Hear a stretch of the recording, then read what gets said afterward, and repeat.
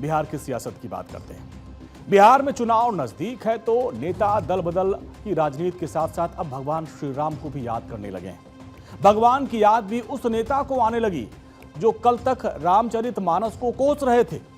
बिहार में कहा जाता है कि रोम और पोप का, मधेपुरा गोप का। गोप का अर्थ होता है यादव। मधेपुरा से विधायक और पूर्व मंत्री चंद्रशेखर की एक नई तस्वीर सामने आई।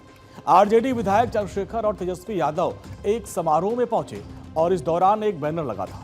इस तस्वीर के बारे में आपको बताएंगे, लेकिन सबसे पहले आरजेडी विधायक चंद्रशेखर के बारे में आप जानिए। मधेपुरा के आरजेडी के विधायक चंद्रशेखर जब बिहार सरकार की महागठबंधन सरकार में मंत्री थे, तब उन्होंने एक ऐसा बयान दिया था जिसके बाद उनकी जमकर आलोचना की गई थी। आज तक वो इस आलोचना की छाया से बाहर नहीं निकल पाए। तब वो शिक्षा मंत्री थे। उन्होंने एक समारोह में कहा था, रामचरितमानस लेकर क्या कहा था? उन्होंने जो कहा था कि रामचरितमानस नफरत फैलाने वाला ग्रंथ था। तब ये शिक्षा मंत्री थे। रामचरितमानस समाज को बांट रहा है, ये उनका बयान था। ग्रंथ की विचारधारा से पीछे रह जाएगा भारत, तो ये उनका बयान था। लेकिन अब किस तरीके से वो अपने बयान से यू टर्न ले रहे हैं, इस बात को लेकर देश से लेकर बिहार तक की सियासत में खूब हल्ला हुआ। इसके बावजूद भी चंद्रशेखर अपनी बात पर अड़े रहे, लगातार रामचरितमानस पर सवाल उठाते रहे। रामचरितमानस को समाज को बांटने वाला ग्रंथ वो बताते रहे और साथ ही मुख्यमंत्री नीतीश कुमार तक को इस मुद्दे पर सफाई देनी पड़ गई थी। तब मुख्यमंत्री ने कहा था कि हमारा मानना है कि किसी भी धर्म या मजहब के मामले में कोई विवाद नहीं करना चाहिए।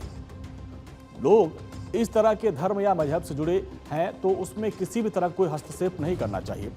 उस वक्त मुख्यमंत्री थे और गठबंधन की सरकार थी, तब वो सफाई दे रहे थे। तब से लेकर अब काफी दिनों तक अपनी बात पर चंद्रशेखर अड़े रहे और ठीक बिहार विधानसभा चुनाव 2025 से पहले अब वो भगवान को याद कर रहे हैं जिनके अवतार प्रभु श्री राम थे, यानी अब वो भगवान विष्णु को याद कर रहे हैं। हालांकि ये हम नहीं बल्कि उनके विरोधी ऊंचे सुर में कह रहे हैं कि ये तस्वीर मधेपुरा में हाल ही में संपन्न हुए महाविष्णु त्रिकुंज यज्ञ की है। इस तस्वीर में चंद्रशेखर खुद कुर्सी पर बैठे हैं और इसी तस्वीर में उनके साथ नेता प्रतिपक्ष तेजस्वी यादव भी नजर आ रहे हैं। अब जाहिर सी बात है कि चुनावी माहौल है तो हर जगह जाना ही होगा और इसके पहले चंद्रशेखर रामचरितमानस के खिलाफ बोलते आए। ऐसे में अचानक हृदय परिवर्तन क्यों हो गया, ये सवाल है।